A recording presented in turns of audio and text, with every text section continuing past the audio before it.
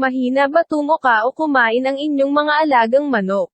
Palaging nasa gilid at nahirapan maghinga. Huwag itong isa walang bahala. Baka ang inyong mga alaga ay may sabaga. Bigyan sila ng CPU Lemongrass Water Soluble Premix.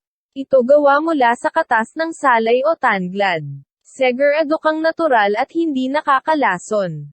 Proven and tested dito sa Philippine Native Chicken na pinababalik ang gana ng manok sa pagkain at mabisang pantambal para sa infeksyon na nagdudulot ng common respiratory diseases. Ano pa ang hinihintay mo?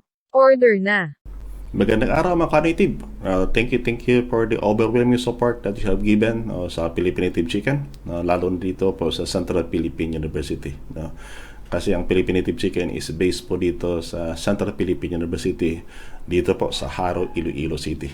Ang Philippine Native Chicken po is under the management of the College of Agriculture, Resources and Environmental Sciences.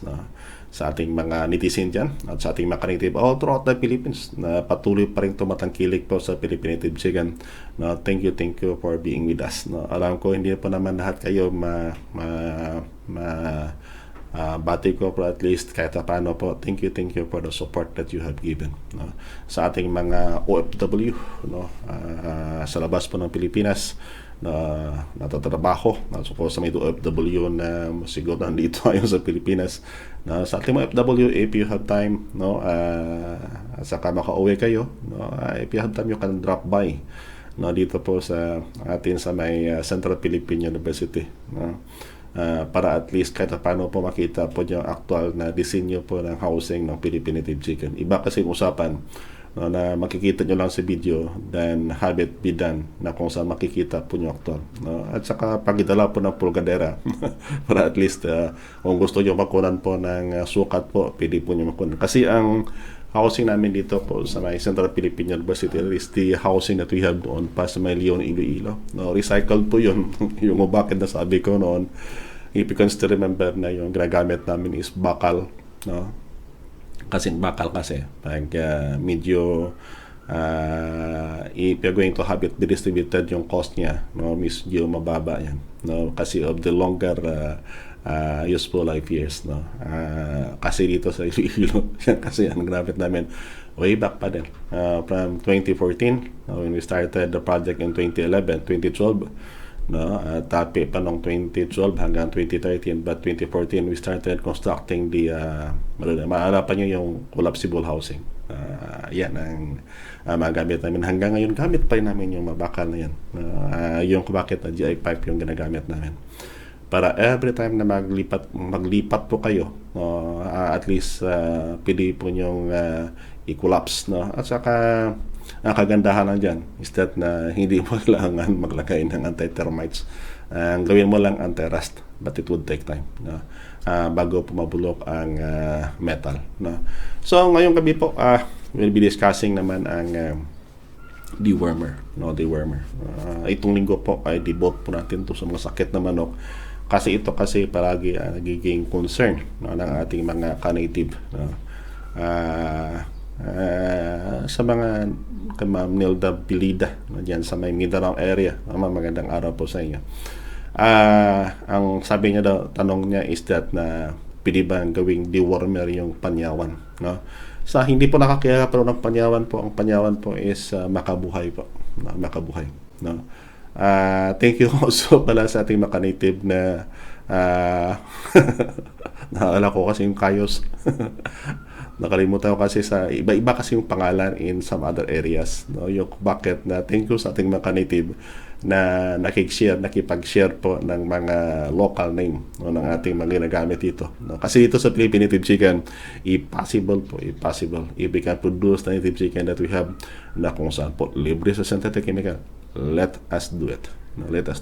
Para at least alam nyo, kasi yan na kasi ang isa sa mga consideration by that bakit yung mga niche market po natin keep on buying the native chicken. It is because they are believing it is free from synthetic chemicals, lalo na po antibiotics na makakasama po sa ating pangkalusugan, at saka even in the organic agriculture, ipinagbawal din ang amino acid isolates na. So yun ko bakit na dito po sa atin, we're doing it in a way na kung saan po mapababa natin gastos natin at the same time po makatulong pa tayo sa ating market po. Ang importante tandaan natin that impossible, tulungan po natin yung mga consumers natin na humaba po ang buhay at saka magiging healthy para marami pang manok ang piling bilhin sa atin. Yun. So, ang tanong is that na ang panyawan or makabuhay, no? Pwede bang gamitin as dewormer, no? Actually, yung panyawan, di makabuhay po kahit sa tao ginagamit yan. Naalala kasi yung pantabal noon, hindi ko lang alam kung naabutan pa nyo. Siguro sa halos kasing edad ko, no? Na kung saan po hindi pa uso yung pantambal noon sa tuberculosis, yung TB. Kasi yung TB doon noon is naging pandemic din yan. Kaya lang as the number of years, decades passed, no, because of the advancement in medication, na nagawa ng pamaraan yan na kung saan po makontrol na, at saka makure na. Ang ginagamit kasi noon na pantambal sa TB is yung panyawan or makabuhay. No? Ang ginagawa niyan, no, through what they call the decoction, na kung saan po no, kuluan ng tubig yan, no. Ang pagpakulo niyan, tandaan po natin, sobrang mapakla yung sabor, ang lasa po niyan. Pwede bang ibahin nyo po yung lutuan po ninyo kasi hindi mabilis siya makuha. Kahit nasa dila po nyo yan. Nasa ko kasi nakainom yan. Yung po bakit na kahit isang linggo pa yung lasa na nandun pa rin sa dila po ninyo. Kung ayaw nyo maniwala, try po ninyo. Ganyan po ang epekto po ng panyawan. Maganda po sa gamit ay ang paggawa niya kasi pag pinakuluan nyo kasi, pinakuluan nyo, ang gawin po nyo, for every cup of slice niyan, or for example, bigyan natin ng for every kalahating kilo, no? Kalahating kilong panyawan, lagyan po nyo ng 1 kilong tubig. No? Ibig sabihin po 1 litrong tubig. At pagkatapos, yung 1 litrong tubig na yan, napakuluan nyo hanggang na matira kalahati lang. No? Yung tubig na yan, yung gamitin nyo, that is for human use. Alam po ninyo kasi ang tao at sa hayop, ang pinakaiba lang is that ang tao po is the higher, possesses what they call the higher form of intellectual. No? Kaya minsan yung hayop mas mas formal pa sa tao. No? Kidding aside. Pili po niya magawin pangpurga po yan, dewormer. Kaya lang, ang problema po natin, huwag nyo bigay araw-araw. Possibly kahit sa baka o kalabaw po nyo, no, kambing po nyo, pwede nyo magamit yan.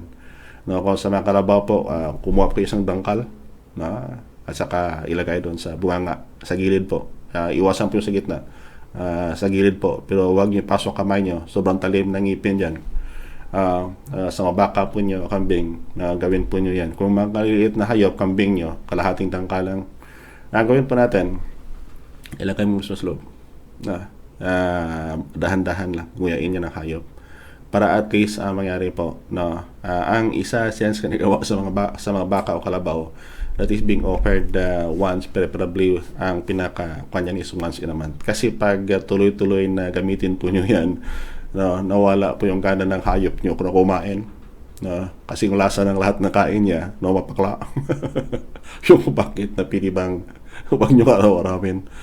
You can use it na pang deworm. Ang isa kasi sa ginagamit nila dyan, nahala kasi yung lola ko noon, na kuha siya ng isang pie, na one foot na haba ng vine, at saka mahabit, macerated, at saka ilagay doon sa kawayan na pinuman ng manok, lagyan ng tubig na dyan lang, submerge lang yan, no? Abutin niya kahit 1 linggo pa. But if your chicken is under confinement, na ang pinakabuting gawin nyo para at least sigurado pa kayo na habit bidan, na kung saan po pakuluan po natin, na gawin po natin na kahit na 2:1, na kalahating kilo ng panyawan, pakuluan natin sa 1 litrong tubig, na pakuluan hanggang nang matira is kalahati lang. Yung kalahati na yan, na pwede po nyo magamit yan.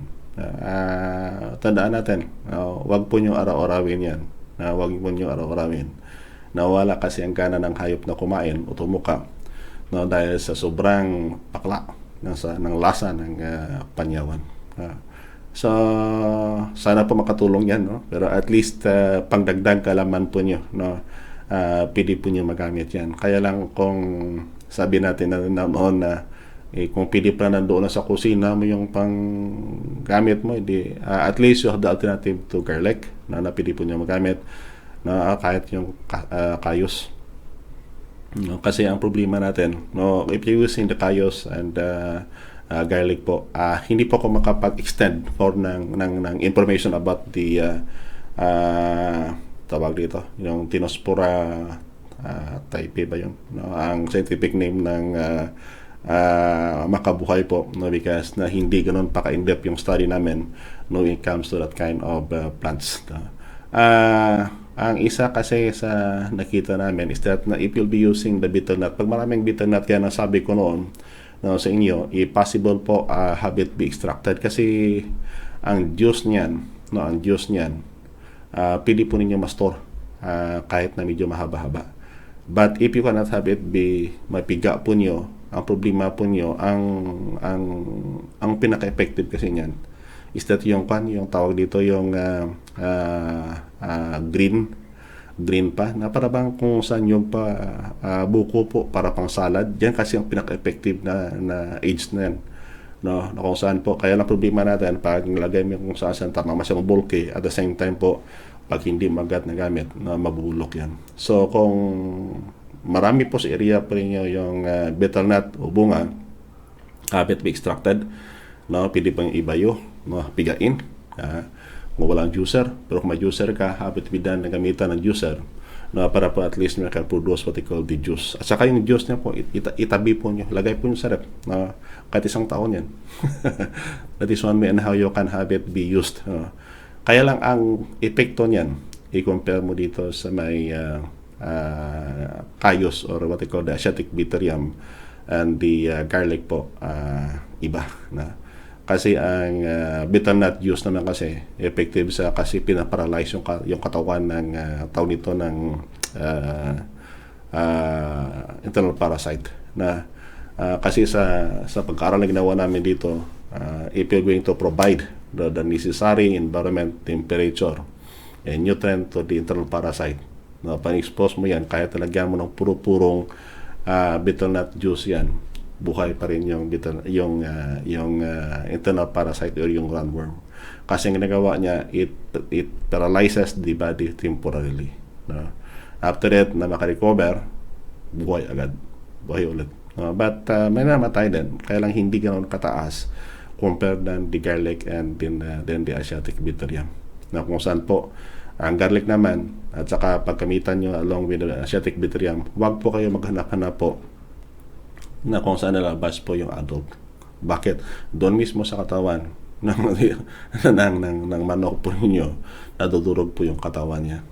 But in terms of, we have tested na kung saan po yung itlog ng internal parasite na sumasama sa dumi ng manok, marami kasi nabubugok doon, no, using what they call the garlic and the Asiatic bitter yam compared than the bitter nut po. So that is what they call the scientific studies that we conducted po, no, dito po, based on our findings, no, dito po sa Central Philippine University. Alam nyo kasi kahit basta ang dahon po, no, kahit nagamitin po ninyo ang dahon po ng ampalaya, ng tawag dito yung basta green, no, green. Kasi ang green na mga dahon po, nagsisignify po yan ng presence of what they call the tannic acid, what they call the tannin. Ang tannin po kasi, isa yan sa mga dewormer po or anthelmintics. Yung kung bakit at a certain level po, no, pwedeng gawing pamurga po yan. na any plants provided that verde po yung dahon.